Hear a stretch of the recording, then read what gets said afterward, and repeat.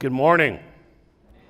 Let's stand up for a minute, because I've always wanted to be that speaker that spoke in the morning and was like, everybody stand up, we're not taking breaks, so stretch, high five your neighbor, tell them you're good to be here.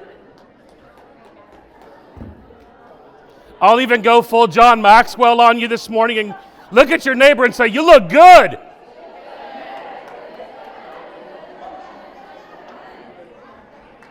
All right, you guys can sit down. You're podcasters, you'll talk to each other if I let you. Have a seat. I am glad to be with you guys this morning. This is that moment at church where they do, hey, go and talk to your neighbor, and no one ever comes back to their seat. So,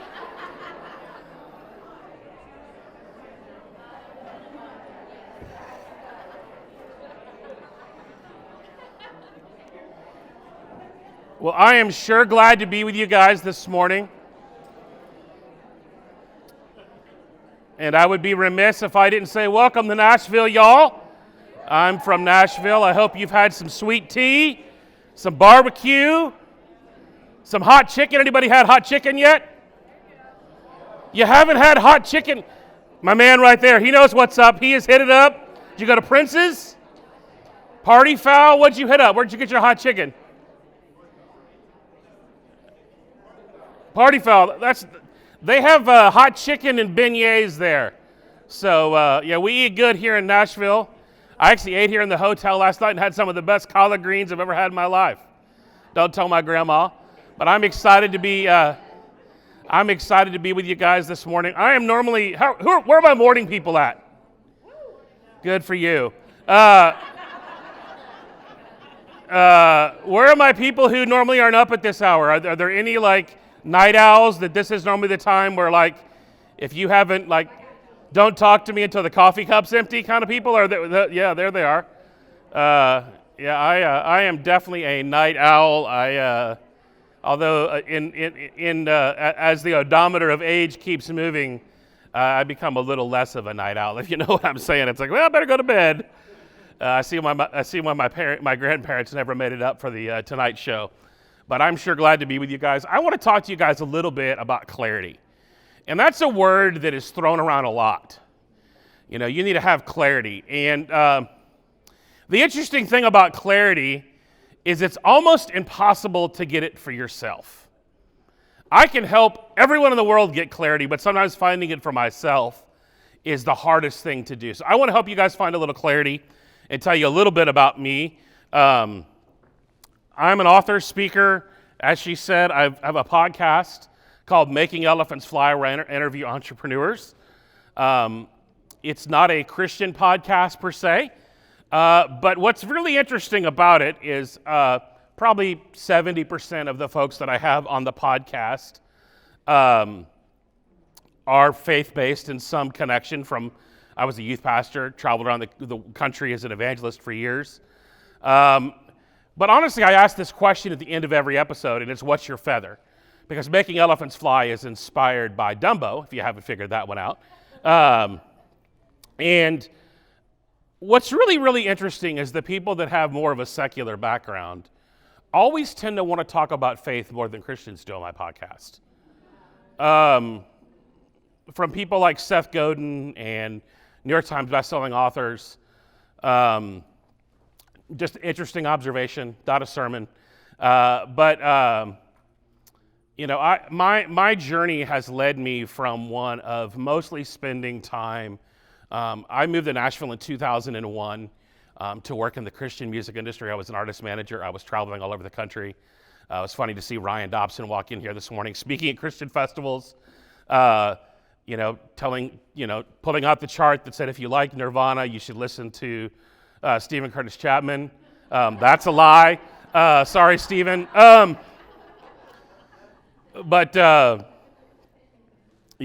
anybody ever have that chart in their youth room at church? You know, if you like Snoop Dogg, you will love DC Talk. No, you won't actually. There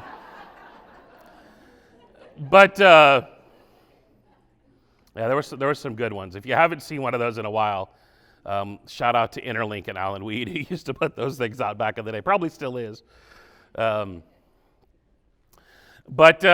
I wrote a book called Making Elephants Fly. I do an event called The Thing. I also am a huge Disney fan. Are there any Disney fans in the room? Because one podcast isn't enough. I have three. I'm the host of the podcast called WDW Today, which is the longest running Walt Disney World podcast. If you want to talk about getting a niche, there's a niche. And then we have a spinoff that I also host called Top of the World, which is about Disney's Vacation Club. So it is a niche of a niche.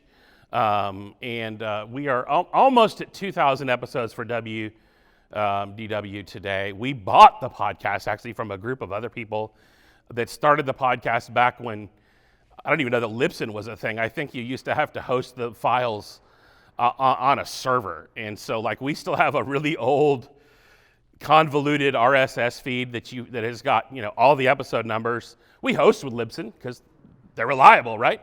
And but we still have to crunch that in the old way. But really what I do these days is I draw maps. Actually, it's funny I mentioned Seth Godin. One of the things that Seth Godin, and actually I wrote about it in my book, Making Elephants Fly, which I have here if anybody wants to buy a copy. I'll be at the table, I'll be here with you all day. Is that Seth Godin said, I believe he said it on the podcast, and I've said this a lot, that the world rewards people who draw maps, not the people that follow them. And I've kind of been on this journey to really put words around what I do to people because I do some very unique things. I'm a speaker, business coach. But at the end of the day, I help people draw maps. And so I want to draw a map together with you guys. I help leaders find clarity. I set tables and curate experiences. I was just at Disneyland with some of my clients last week creating content. So it's not a bad day to clock in when you go to Disneyland for the day. And our conference is actually in Orlando. We have a conference called The Thing that is in Orlando. We actually have one here in Nashville that's just for speakers and authors, focusing on stages, wages, and pages. People who want to get on more stages, write more pages, and make those wages. Is that anybody in here? So we'll be back in Nashville in June for that. And I'll have a QR code where if you want to get on my email list, we'll give you guys a Spark discount for that if that's you. But how many of you growing up were mall rats? Was anybody like, I don't think we go to the mall anymore, but I was a mall rat like back, 80s kids, any 80s kids in here? Like you used to go to the mall and you go to the arcade, like mom would drop you off. For me, it was the Springfield Mall in Springfield, Virginia. We would go to there was the movie, everything you needed was in the mall. Bennigan's was in the mall, the food court. Any Bennigan's people? I'm pretty sure the single adult ministry at my church growing up was at Bennigan's. But the movie theater was there and the arcade was in the mall, like back in the day. And apparently there were stores too, but that was kind of where we hung out. But when you get to the mall, there's always a map that says you are here. Where are you right now? Where is your you are here moment? If you're going to put an X, I want you to get a sheet of paper this morning and draw an X and identify where you are this morning. Where are you in your journey? Some of you raised your hand this morning and said you've never started a podcast. You're just getting into it. Some of you said you had 5,000 episodes. Those are different spots on the journey. The only way you can get in life where you want to go is to admit where you are. Life is like a giant road trip. And for those of you who, last year during the pandemic, we had a big ice storm in Nashville. And I was plagued with the option of, do we stay in Nashville for a week knowing we're going to be iced in, or do we get in the car because our flight was canceled to go to Florida for the week and just go? And so we grabbed Southwest sent the text, and I was like, well, car needs an oil change, but forget about it. We're getting in the car and we're just going. And we're going the way around the ice. So we had to go through the journey through Lower Alabama, or LA as I like to call it. Anybody from Alabama here? Yeah. Roll Tigers, or whatever you guys say down there, right?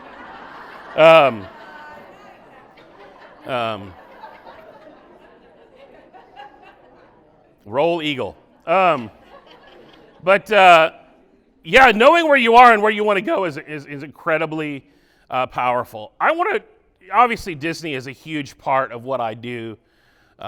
Doing a Disney podcast, my book was really inspired by Walt Disney's audacious belief that elephants could fly.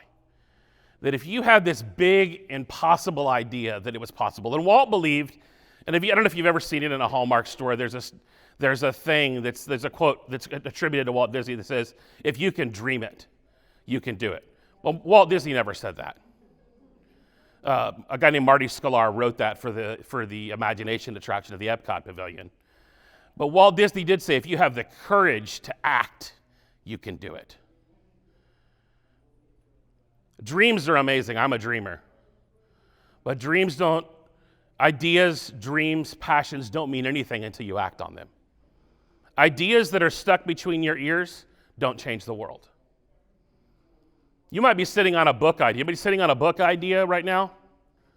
That book in your head's not going to change anybody's life. I've got 5 of them I'm in the middle of writing right now. Because once you write one, unlike our friend last night, you kind of get the bug and the idea is just like, people like, I wish I was creative. I was like, be careful what you wish for. Because then you start waking up at 2 in the morning and then never going back to sleep. And your Evernote starts smoking and your moleskin next to your bed is full of notes and book ideas and voice texts. And you end up stopping mid-shower to go write something down because you know if you don't, forget it. You know what I'm saying? And if you don't, then the idea is gone.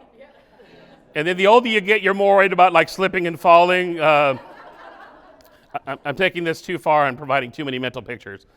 But it's the one place I refuse to have my phone is the shower. So, but apparently some of you break that rule. So I guess that's what baths are for. But that just seems like way too long of a process for me. My wife takes the baths, and it's just like, that's too much. You got to climb in the tub and sit in the water, and then the dogs use that tub, and yeah, just too much, right? But Walt Disney is arguably one of the most inspiring leaders to ever walk on our planet. You can go to a theme park on almost every continent and see his ideas decades after his death. Your kids are talking about Bruno even though they're not supposed to be, because Walt was audacious. And Walt had beliefs. And his journey started in Chicago. Anybody from Chicago? And it took him through a small town of Marceline, Missouri. I guarantee you no one's from Marceline, Missouri. And he ended up in Kansas City. And this was Walt's really first business, was in this building right here. And that was Laugh-O-Gram Studios. And in 1923, Walt Disney went bankrupt. And he journeyed to Union Station with $40 in his pocket, the clothes on his back, some film reels. He pawned his camera, and he bought a first-class ticket. I love that, actually, about this story. One of my clients teaches a class called The History of Disneyland, and we've been talking a lot about the fact that Walt bought a first-class ticket. The audacity, literally filing bankruptcy to say, I'm taking a first-class ticket to Hollywood. And that's where it all started. But it got pretty humble pretty quickly for Walt, because that was Walt's first office. That's where the Disney Brothers studio started, was in Uncle Robert's garage. Walt paid rent on that building. It was $1. And in that building, I was just in LA just last week, and that building is where all of the ideas and all of the dreams and all of the things that we like to love and celebrate about the Disney company, it would have never happened if it wouldn't have been for Uncle Robert's shed. You can't get anywhere until you depart. You can't get anywhere until, in Walt's case, he went down to the Union Station in Kansas City. You can still go there. There's no trains that go there. Of course, because it's America, it's now a mall. But it's like one of those malls where there's really nothing there, but it's a tourist trap.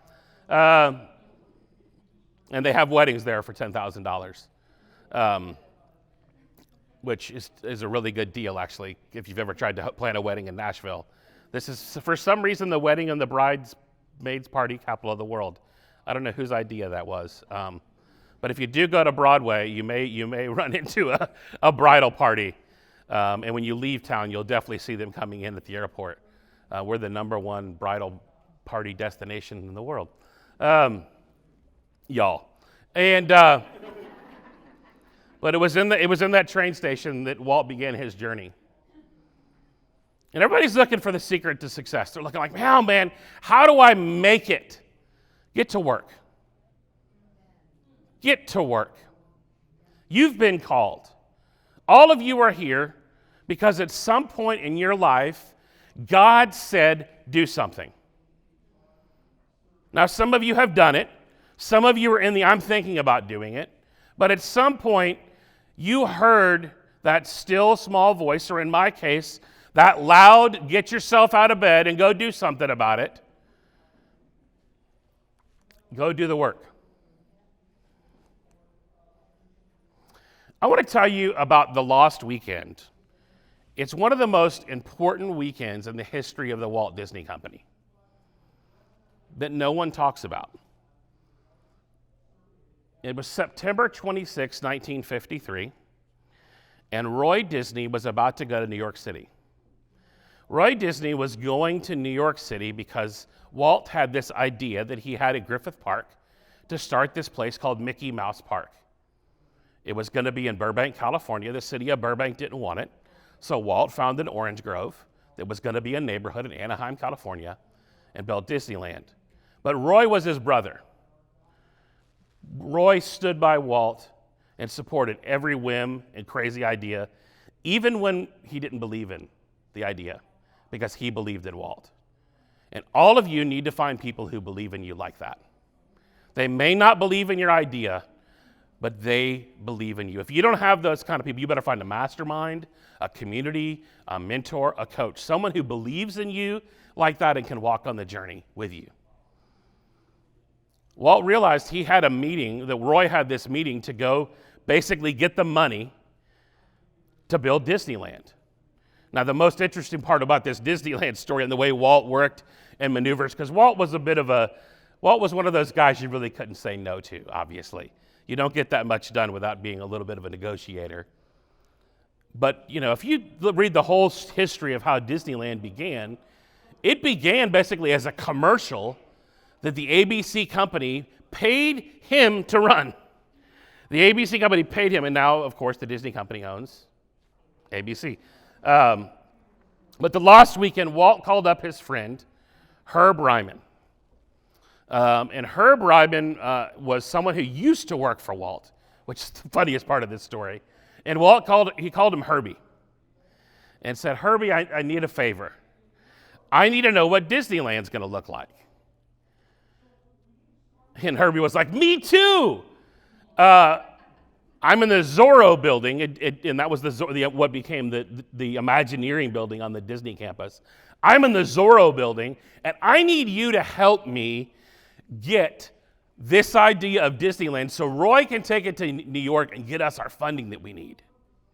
And so Herbie and Walt spent the weekend together, with Walt saying, I want Fantasyland over here, I want the castle over here. Here are all of my ideas, and you need people to help you get those ideas that are in your head and put them on paper. When I meet with creatives all the time, they struggle with articulating what it is they do and who they serve. And you need to be able to put it on paper. You need to be able to put it on paper and share it with people, because Walt wasn't going to New York, and he needed Herbie's map. And it's this map. If you've probably ever seen a map at Disneyland, you've seen this map. Now, what's really interesting about this map is in the far bottom corner, that was Walt's map. That was what Walt had drawn, and that's what Herbie turned it into. There are about 6 or 7 copies of this map. One of them Glenn Beck owns. I think it sold at auction for a couple $1 million a few years ago. It's an amazing piece of art. And Herb Ryman is one of the most world-renowned. But it's that map that got the funding for Disneyland. And it's that map that gave Walt and Roy the clarity to go talk to all these banks and get the idea built. So my question for you is, what are you going to build? I love this picture because it's another one of my heroes, a guy by the name of Billy Graham. And just like Walt, Billy built something pretty big too. If you want it, there's a lot of great pictures of one of my favorite pictures of Billy Graham is with him and Franklin and Walt at Disneyland. And that's a story for next year. Next time we're together. But Billy definitely built something big, didn't he? And that legacy is in people. There's probably some of you in this room that do what you do today because of Billy Graham, or because of what Billy Graham did for your grandmother, or your mom, or your. I was lucky enough in 2000 to sit in the upper decks of the now Nissan Stadium and watch Billy Graham give one of his "Just As I Am" with George Bev. It was George Beverly Shea and DC Talk that night, actually, and Kirk Franklin. It was back when that's GP, Are You With Me, if you remember that song. Oh yeah, oh yeah. But he definitely built something big. Where are you going? Where are you taking people? What are you going to build?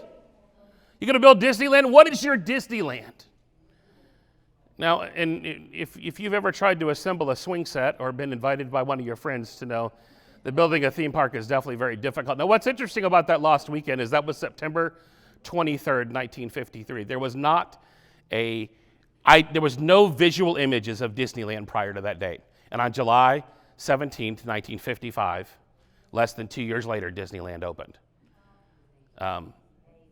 Disneyland has been built, Walt Disney World has been building the new Tron attraction since 2017. In the time that Walt built all of Disneyland, the Walt Disney Company in Florida is still building one attraction in the Magic Kingdom. Now, it's going to be a great attraction. Oddly, it's an attraction that is in Shanghai Disneyland, so they're literally just building something they've already built before. Walt moved quick once he had the idea on paper, and you're able to move much faster once you have the idea down, once you know where you're going, once you know where your destination. How many of you right now are in a season of rerouting, where you feel like you're being moved? One of my favorite songs was a song called You Move Me by Susan Ashton back in the day. When you feel like you're being moved from what you're doing now into something new, into a new season, much like you get in the GPS. If you're like me, I'm like, no, we're not going that way. We'll just keep driving and you'll reroute me. We'll figure it out. I'm going to try my way because I'm not turning across all that traffic. Anybody ever do that with their Waze or their Google Maps or whatever they do? But you might be in a season of rerouting, and so lean into that. You know, a lot of, I was talking to some of you last night sitting around the fire, which just seems like the most Nashville thing to do is we sat around a fire. Is a lot of you are looking for God to show up and tell you exactly what the plan is. But if you read the Old Testament, God's plans were always just commands and directions. It was just go. It was let my people go. It was go to Nineveh. It was build an ark. Here's the plan, build an ark, details to follow. And most of us sit around, and everyone thought Noah was crazy when he built the ark until it started raining. And when you have a big idea and a big vision and want to accomplish big things, people are going to think you're nuts. Walt's own brother thought it was crazy to build Disneyland in an orange grove in California. It's changed the world. You know, what's interesting about faith, and, you know, most of you or all of you are here because of your faith. And,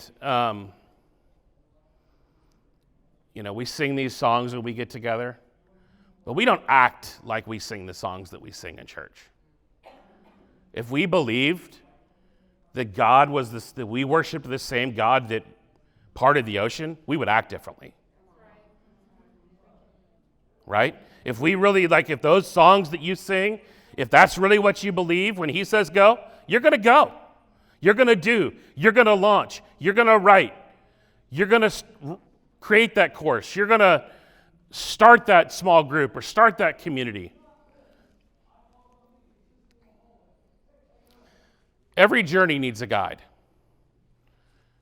Every one of you should have a coach and a mentor. You should be a part of mastermind groups. You should be a part of plugging in to other people who have been just a few steps ahead of you. One of my favorite quotes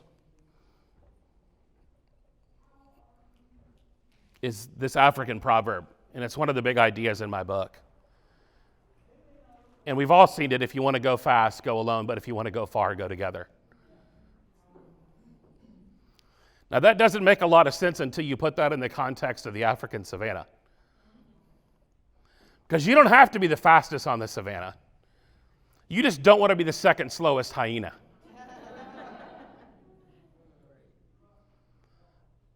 And if you're trying to do and accomplish big things, you're going to die on the savannah if you're trying to run alone. We're not designed to be alone.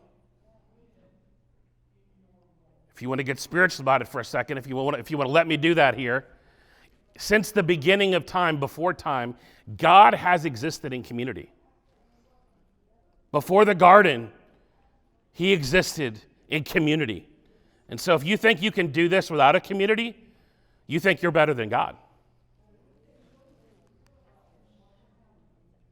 Who are you taking with you on the journey? Who are your people? We've all heard this talk about avatars. One of the best pieces of advice. How many of you are trying to write a book? Want to write a book? The best piece of advice I've ever got about writing a book is from a friend of mine named Karen Anderson, who's a publisher from Morgan James. She said, if you write every page to a person, it'll change your life. Who are you writing that book for? Who are you podcasting for? What's their name? Where do they shop? What do they like? Who do they aspire to be? This is a group of people that attended our Thing conference. Almost over half the group is podcasters. Now, they all happen to be Disney travel agents, so most of them are Disney podcasters too. But for some reason, travel agents love me because they love Disney. And they're a huge part of our community. They come to our conferences.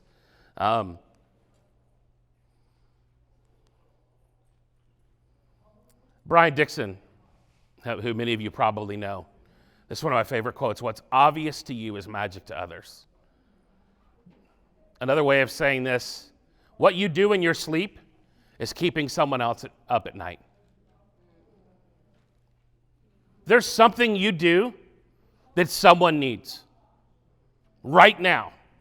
There is someone who needs what you know.